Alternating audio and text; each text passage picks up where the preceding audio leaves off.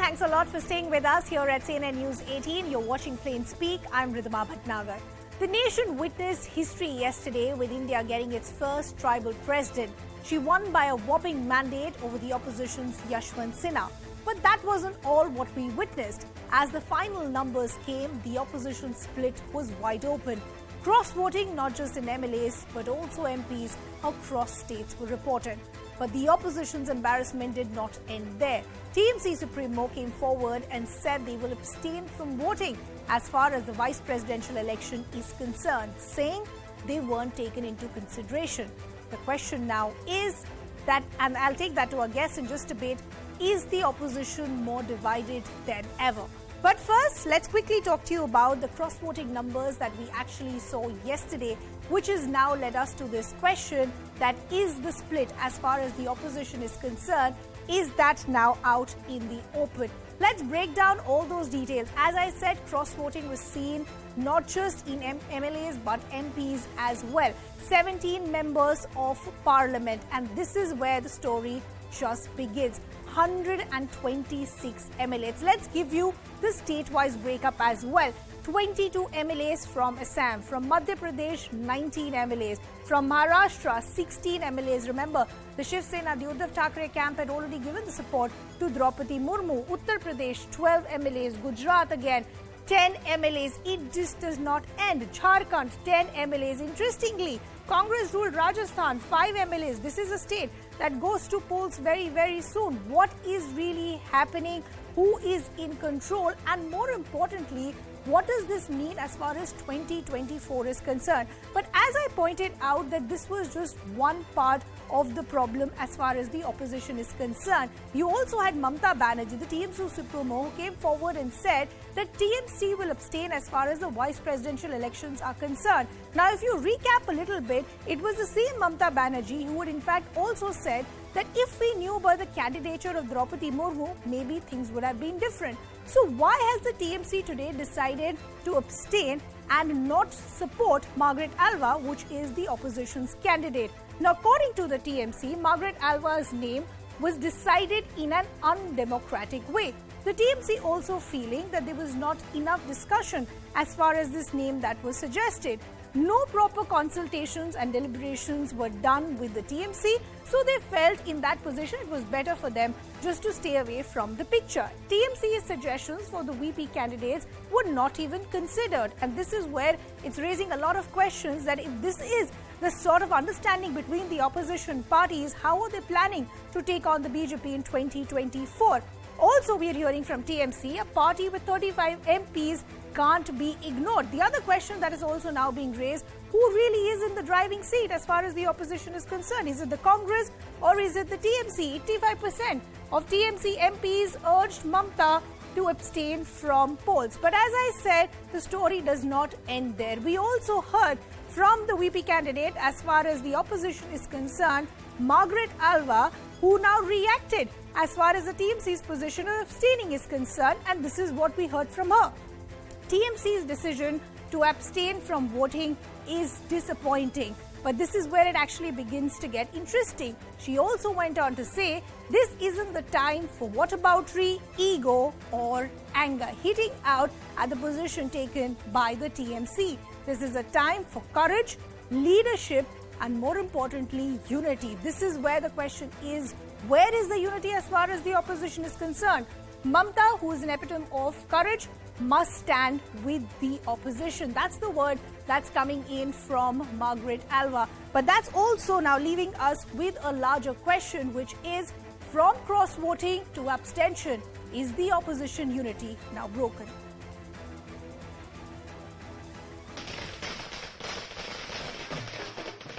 The presidential polls did not throw in a surprise. NDA candidate Draupadi Murmu won the contest against opposition's Yashwant Sinha by a comfortable margin, thus becoming the first tribal and youngest ever president of independent India. But while the result was in expected lines, the ramifications are much more significant. Several opposition MLAs and MPs indulged in cross-voting, adding fuel to fire that more netas could switch sides and further boost the NDA. But the biggest setback came via the TMC.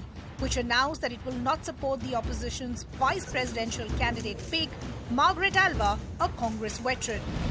85% of the members of parliament present in the meeting has said we object the way opposition candidate was decided without consulting with Trinamool Congress, without deliberating with other significant parties who hold a considerable amount of MPs in both the houses. The Congress party, once again on the back foot, tried to save its face by targeting Mamata Banerjee, accusing her of opening a backdoor channel with the BJP. This pact has taken place in Darjeeling, where in one side, Himanta Biswa Sarma was there, who left flood and came to meet Didi. On the other side, it was Mamta. Dhankar was in between, so you can understand. Margaret Alva, facing almost certain defeat, has now made efforts to pacify TMC, calling the decision to not back her disappointing and calling Mamata Banerjee the epitome of courage. This isn't the first instance of a disjointed opposition when it comes to elections or key issues. But this coming just 2 years before national elections begs a question to ask. Will 2022 set a template for 2024?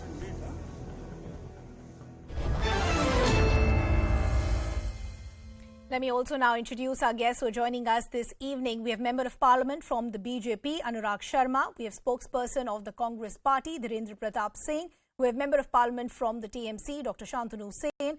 We have political analyst Pratim Ranjan Bose. Good to have all of you on the broadcast with us. Dr. Shantanu Sen, let me begin with you first. As I said, it was a day yesterday when, the country was seeing this as a milestone, a historic day, India getting its first tribal president. But for the opposition, it was very embarrassing. One, there was cross-voting. And second, more importantly, was the position taken by the TMC. So I want to begin by understanding from you, why did the TMC decide to abstain as far as the vice president elections were concerned? Let me answer your question issue-wise. Number one, we sincerely congratulated the newly elected president of our country, Draupadi Murmu ji.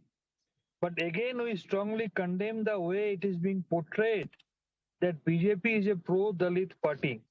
We have cited several examples. In Gujarat, this very Narendra Modi ji, when he was the chief minister, 94% children of the Dalit families were malnourished. In Madhya Pradesh, crime on Dalit has increased by 25%. Dalit 15 crore fund was collected, and majority of that fund was BJP party programs.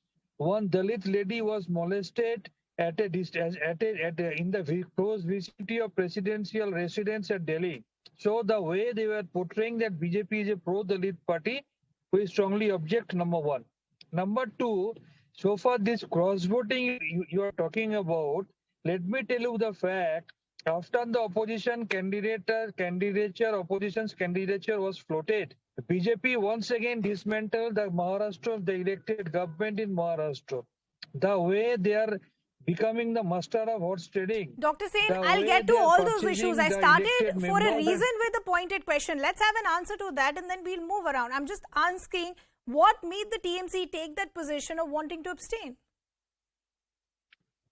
Yeah. You asked me three questions. This is my second answer, and I'll be giving you third answer as well. So BJP has started this policy of horse trading, and I doubt they will apply this policy even in a local party election, or even a club election. They will try to do horse trading. This has become a common practice. And so far the third issue is concerned, of course we have enough respect for the legacy of our Margaret Alva ji.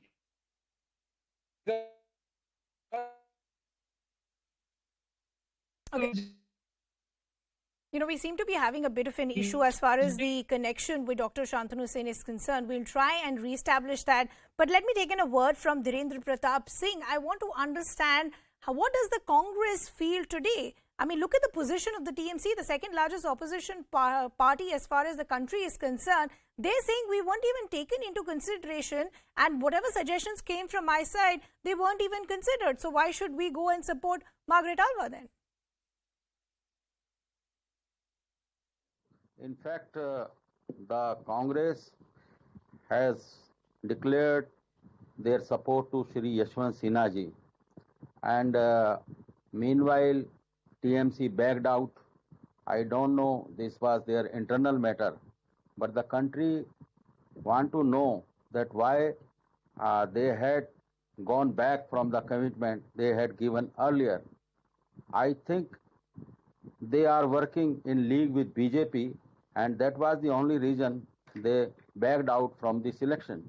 As far as Congress is concerned, Congress worked for the unity of the opposition on the basis of principles and thoughts. Congress had got a policy of non-violence.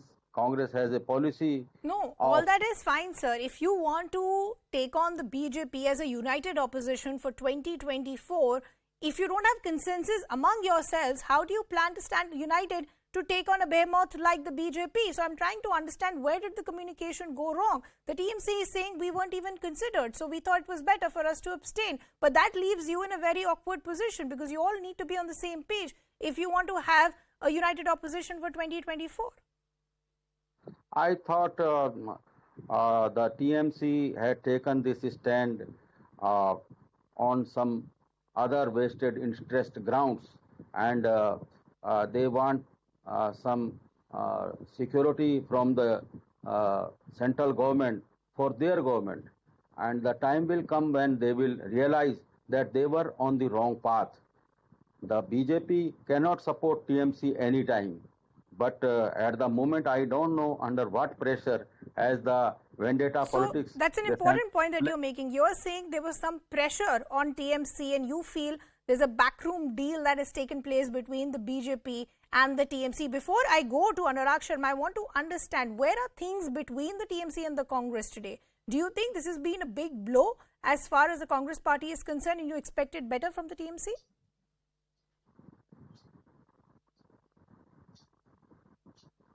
Dhirendra Pratap? Yes, there is no doubt in that. As far as Congress is concerned, Congress was clear. Everybody knows, it was a known fact that Congress is contesting against BJP and Congress is supporting the common candidate of opposition. But it was TMC and Didi who had left this bandwagon and back from this track. I thought she must be in some pressure. Because some in pressure the recent days on the TMC, says the Congress. There seems to be a very disgruntled Congress that we're hearing right now. But Anurag Sharma, let me bring you in, sir. Is there a backroom deal between the BJP and the TMC? Ladima, let me answer this. You've been talking about they're not even on the same page. I don't believe they're not only not on the same page, they're not even reading out of the same book.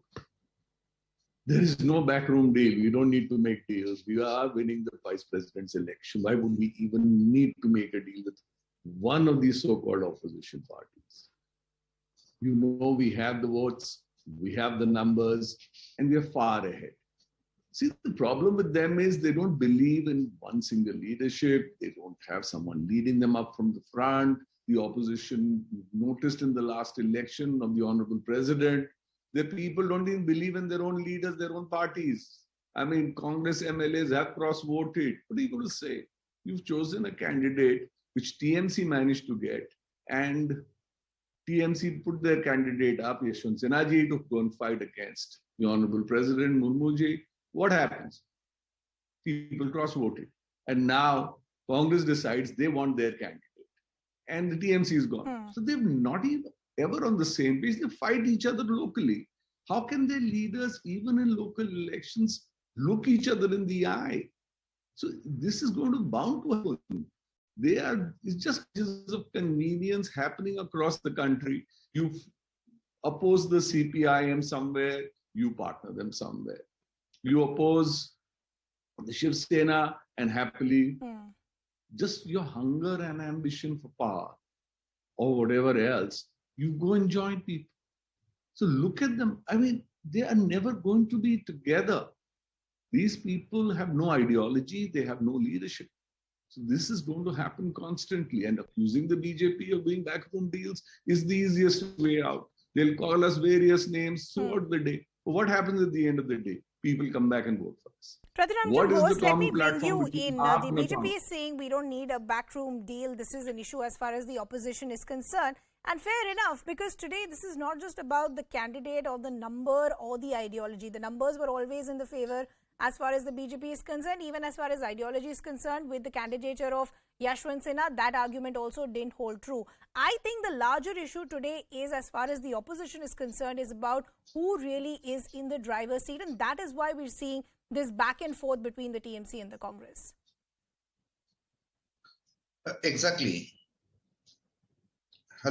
Exactly so. The basic problem is Congress doesn't know where does it stand. Ideally, against a national party, there should be another national party. Now look at the difference in their politics. BJP is occupying the space of the small regional parties and emerging as a truly national party from northeast to down south. On the other hand, what Congress is doing is one should question whether it is merely in the business of selling signboard and depending on others to just come up, make a team together. If we just go through the presidential candidate issue and the vice president issue, it is clear now instead of the dog wagging the tail, it is the tail that is wagging the dog. So Yashwant Sinha was practically pitched by Trinamool, and now that Congress brought its candidate or came up with a candidate, Trinamool didn't support it. And if we just go down, it's not about Trinamool and Congress. Trinamool is of course trying its best, but if we just go back to the left, if we see the stand of the left, in various things and other parties, it is these regional parties, then things are clear. And I think the crisis has began. The opposition became just demolition of the opposition has practically become evident right from the UP election. And after the recent changeover in Maharashtra, they have simply lost the heart. That is what is the crisis. They don't know what exactly they are asking for. I also want to understand, this is an opposition that keeps saying that we will all unite and take on the BJP in 2024. But how is that even going to happen if this is the scenario that we continue to face today, where there is no consensus even as far as a candidature for either the VP or the presidential polls is concerned? Because as I said, even when the candidature of Draupadi Murmu was announced, we heard from Mamata Banerjee saying that if we knew about the candidature of Draupadi Murmu, maybe things would have been different. So I want to understand today, who is dependent on whom? Is the Congress dependent on the TMC? Is the TMC dependent on the Congress? Is there a part tussle there that's going on which is leading to this disjointed opposition that we're seeing? Are you asking me? Yeah. Obviously, Congress the process has started from many years. Now it is so evident. Congress became weak. Mamata Banerjee is simply questioning Congress's right. Nothing else. And Mamata Banerjee has nothing to lose because she is the boss in West Bengal, where Congress doesn't exist. She has swallowed Congress. And the whole, the stake is very high in for Congress.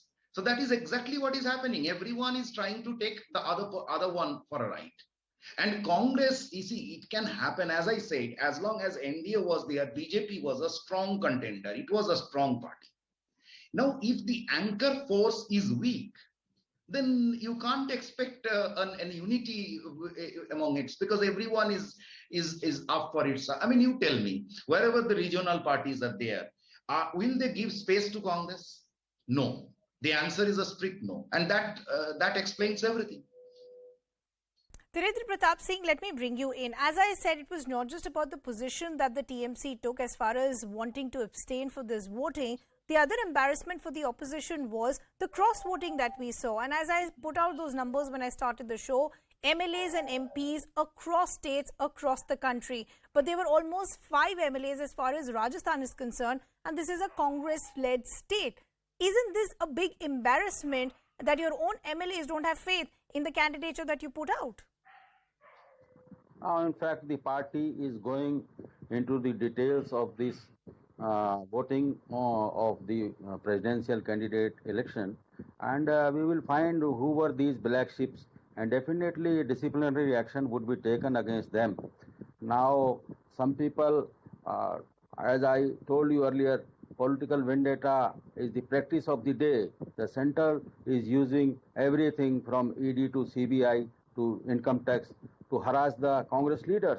So I don't know whether it had happened in the case of Rajasthan also, and in some parts of Gujarat also, and in Madhya Pradesh also. I got this news that some of our MLAs they were made black sheep, and ultimately they had gone against the party whip.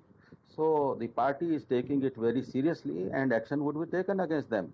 As far as Murmuji's election is concerned, it was a foregone conclusion that she is going to win, and Congress want to congratulate the new president of India, as they have got the majority in the country, and it was a sure shot conclusion that she is going to win.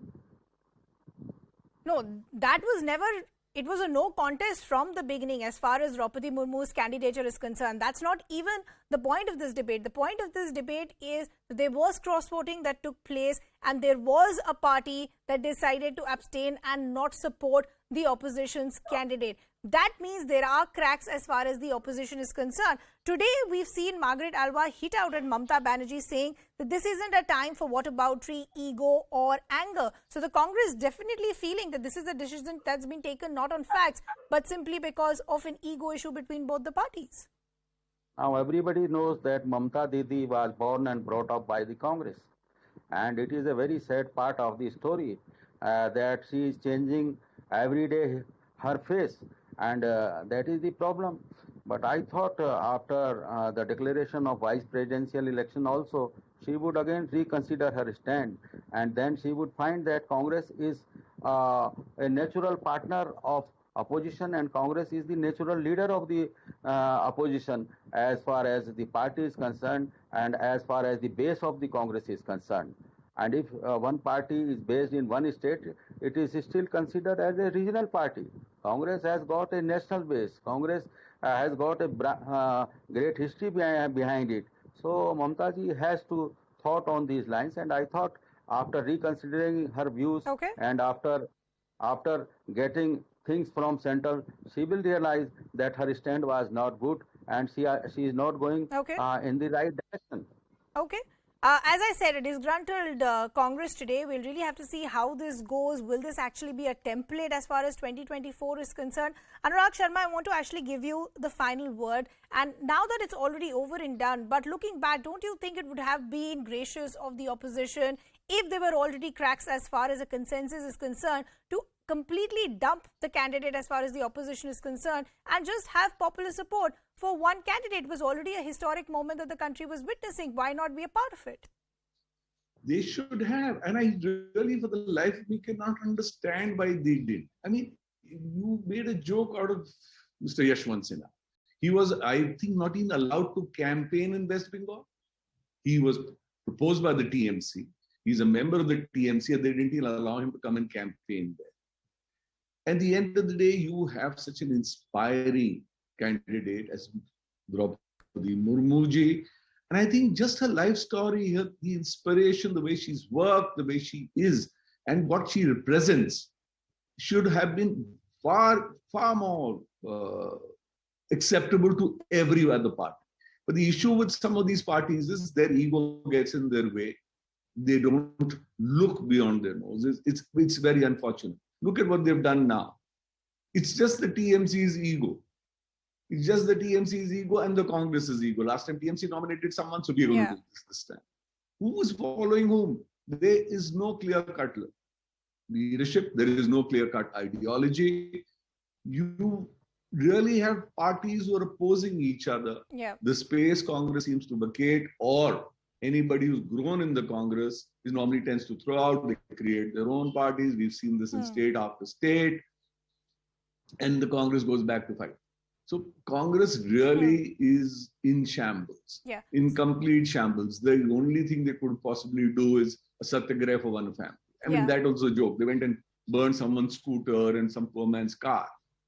Is that the way to do things? Yeah, in that's this why it's country? raising I mean, are we questions just- now. Is this, what is the priority as far as the opposition is concerned? What will it take for them to get their house in order, and will they still be in a position to take on the BJP as far as 2024 is concerned? All these questions still remain unanswered. I'm leaving the conversation there. Like to thank all our guests. We're now shifting our focus to the other big story that we're tracking this evening. There's turmoil in the island nation once again. We're talking about our neighbor Sri Lanka.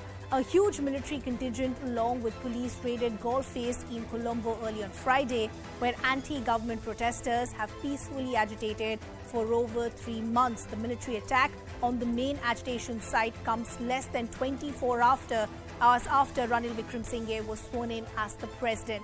Opposition leader Sajith Premadasa termed it as a cowardly assault against peaceful protesters who agreed to vacate the site. As I pointed out, this has now seen a lot of activity on social media, with even a lot of nations now wanting stability for the island nation. A lot of agencies also now monitoring of what really can be done. The big question is, will this clampdown further move stability, which now looks like a far-fetched dream as far as Sri Lanka is concerned? But first, let's really break down the details in terms of what really happened and what did we see as far as clash between the military and the protesters are concerned. As I pointed out, if the protesters and citizens of Sri Lanka were hoping for stability, that looks like a far-fetched dream. As of now, protesters assaulted by the Sri Lankan forces. Actually, many had actually said that considering the fact that Ranil Wickremesinghe has a lot of anger against him, it's a possibility that we could see even a stringent clampdown the minute he gets in. And this is exactly what we are seeing. You have Ranil Wickremesinghe being sworn in as the president, and within 24 hours, you see a massive clampdown on protesters. Police protesters clash in Colombo. All of this happened at the Golf Face. But the sad part is that these are protesters who in fact had agreed to vacate all the spaces. So then why are we seeing the use of force? That's again the question that is being raised. And the other question is, if you continue to use force, there is also a high possibility that these protesters will never want to go back. Protests will still continue. So then how will that ensure stability for Sri Lanka? And lastly, you also had protesters getting injured as far as these clashes are concerned. So what really is the future as far as the island nation is concerned? I'll take all those questions to our guests in just a bit. But first, let's take a look at this report.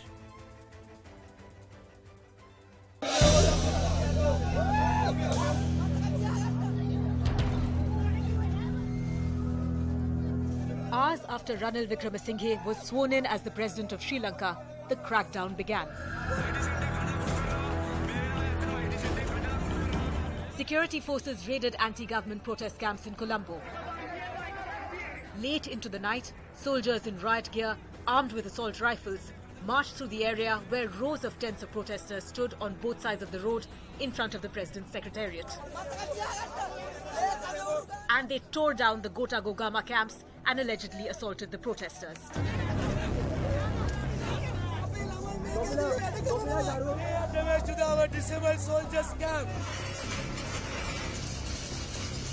Entry to the Golf Face protest site in Colombo was blocked and barricaded by security personnel amid the late-night clampdown. As daylight broke, the road to the office of the president was completely cleared. Security forces took control of the entire secretariat, which was recently stormed by thousands of protesters. जो borders के जवान हैं वो सड़कों पर उतर कर आ गए हैं और एक तरफ जो है ये प्रदर्शनकारी जो है वो लगातार यहाँ पर तैनात हैं। इनकी तरफ से लगातार नारेबाजी जो है की जा रही है। Protesters had feared a crackdown by Wickremesinghe, who is seen as an ally of the Rajapaksas. They are going to destroy us, but we never give up. We are the people who want to clean this nasty politics. Wickremesinghe was sworn in on Thursday after winning a parliamentary vote. He in turn appointed another Rajapaksa ally, Dinesh Gunawardene, as Prime Minister. We have gone back. We have to pull ourselves up by the bootstraps, but we can do it. While Wickremesinghe has vowed to pull Sri Lanka out of a crippling economic crisis. Will the brutal crackdown on protesters further fuel the fire that has been spreading through the country for more than 100 days.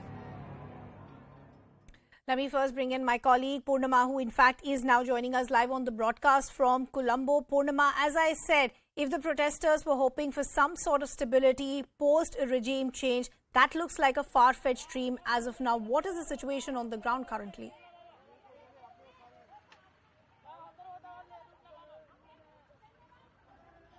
Well, this is a golf face where protests began on the 9th of April. It's more than 100 days, and now you can see that this place is completely deserted. It's only filled with police officers, the army officers, as well as the Air Force, and this is a scene right now. There's an uneasy calm because protesters are not allowed to enter anywhere closer to the presidential secretariat. On the left side is the presidential secretariat, and the road to that is completely deserted, and it's heavily barricaded everywhere. For us to reach here, it took about 20 minutes because all the roads are now heavily barricaded, and for someone to come anywhere closer to this place is going to be a tough journey, and that's the kind of deployment that we are seeing. Heavy security deployment in and around the golf face and in and around the presidential secretariat. Hundreds of security officials deployed. All the banners from the Gota Go Home to Gota Go Back Ranil, all these banners have now been cleared. Many tents have been dismantled, and it was a midnight crackdown where all the tents in this particular stretch, all of them are now dismantled, and some of the protesters in fact were assaulted. Journalists who tried having a conversation with the military personnel, who tried to record videos, they were also assaulted. A lot of developments unfolded in the wee hours today, but at the moment there's an uneasy calm and heavy security deployment in and around the golf face, especially in and around the presidential secretariat. This is what you can see here, and heavy security deployment in and around the airport as well. But here, protesters, we are not able to find many protesters, and you can only find police deployment in this particular stretch. There are army trucks also on the other side. Heavy police deployment to ensure that protesters don't come anywhere closer to the presidential secretariat. And this was the midnight crackdown. Many protesters were assaulted. A few journalists were also assaulted, and right now no one can go beyond this particular barricade. All the roads that lead to the golf face are also heavily barricaded. Every vehicle is checked, and they allow only if you have a valid reason, and this is to ensure that protesters don't gather anywhere. But protesters on the other hand say that they are not going to back off, and they will continue to protest, and the anger directed towards Ranil is only increasing with more and more protesters who were assaulted late last night. The anger is only intensifying, and they are planning major protests in the coming days as well. That's exactly the question that I was getting to, because there was already a lot of anger against Ranil Wickremesinghe, and with the use of force, that's only going to amplify. So what is the plan of the protesters now in the days to come?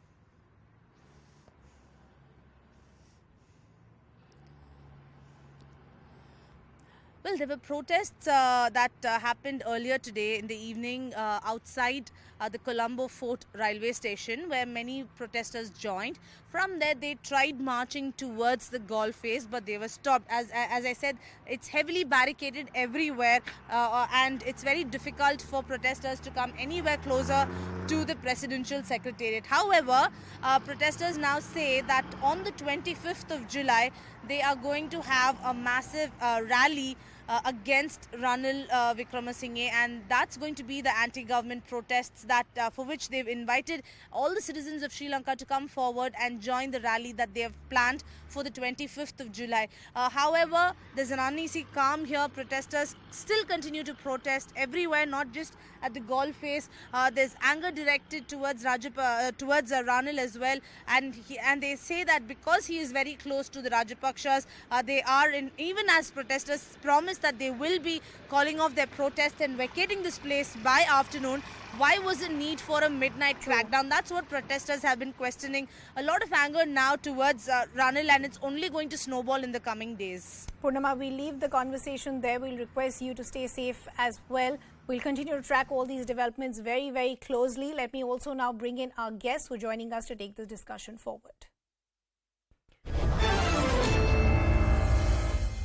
We have Erin Wickramaratne, MP, Democratic Socialist Republic and former State Minister of Finance. And we also have another Sri Lankan MP, Dayasiri Jayasekara. Good to have both of you on the broadcast with us. Dayasiri Jayasekara, let me begin with you first. What did you make of this midnight clampdown on protesters? Protesters who had already said that they will vacate the areas, who had already moved away.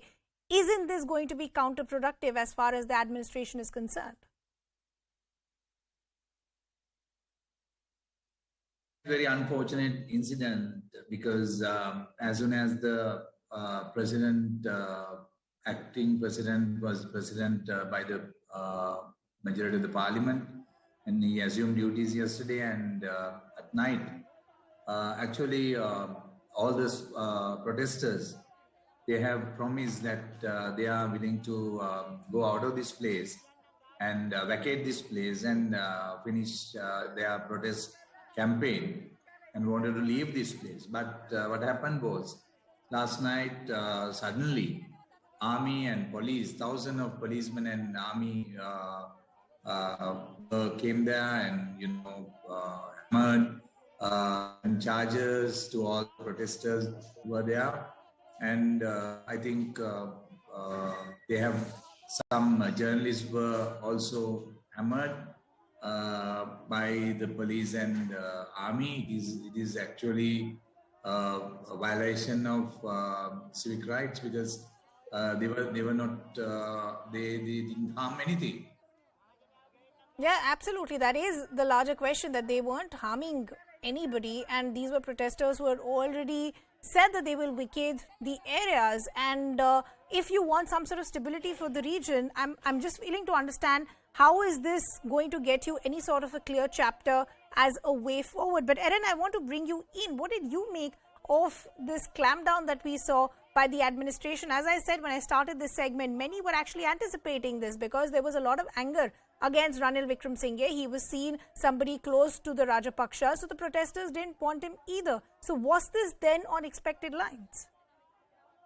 Yeah, I must say this, that we did not support Ranil Wickremesinghe because we ran our own candidate for president.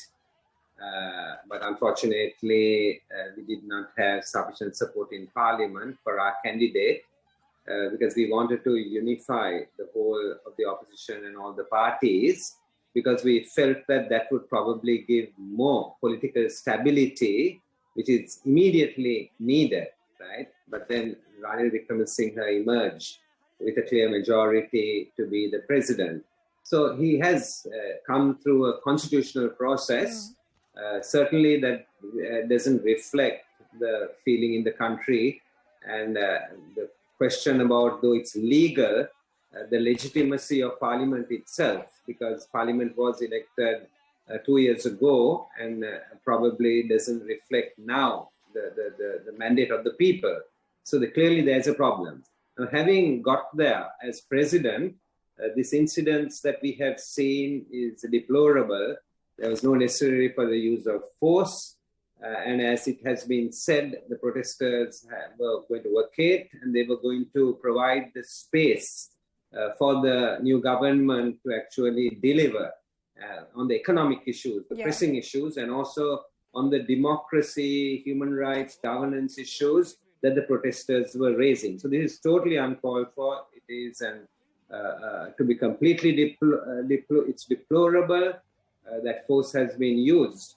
We haven't heard I'm a trying to statement understand, the concerns of the people were for all of us to see. There's inflation, there's an economic turmoil, daily essential items have become a luxury. Rather than having a game plan of how to tackle those immediate challenges or to give some sort of reassurance to the common people, the first action that we see by the new president is a clampdown. How will that ensure that he doesn't see these protests only escalate? We've seen the power of protest which led to the likes of Gotabaya Rajapaksa being forced not just to flee the island nation, but eventually having to step down. Isn't that a fear that is valid, or that should be a fear that should be valid for Ranil Wickremesinghe as well?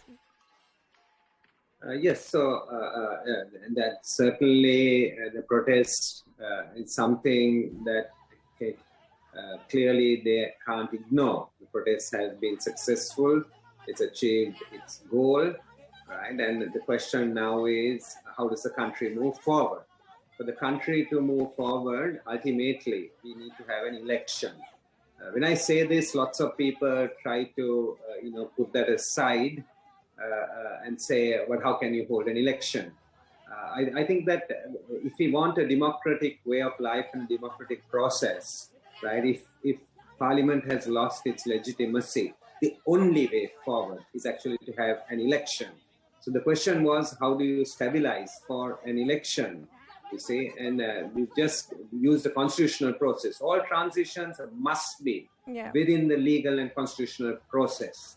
If we don't think of it like that, then this country could just deteriorate into chaos. And therefore, it has to be like that. So what has happened, right, is deplorable. And the government should have been sensitive to that. It was totally uncalled for. And this will lead to further destabilization. We are waiting to hear a statement from the new president or the government as to why this happened and who is responsible for this, because that's one way forward. And then immediately a dialogue could begin between the protesters and the government. Otherwise, things will deteriorate even further. Yeah. Taisiri, I want to bring you back in, and I agree with what Erin is saying. The situation is already so fragile. If you continue with this clampdown, then any possibility of any sort of a dialogue that could happen between the protesters and the administration, that won't be a possibility also. So I want to understand, what do you think was the rationale, considering the fact, as we said, these protesters had already said that we will vacate the designated areas. They wanted to give the administration a chance to, get some sort of stability back. Then why use force? Yeah, so that is why there is no rationale.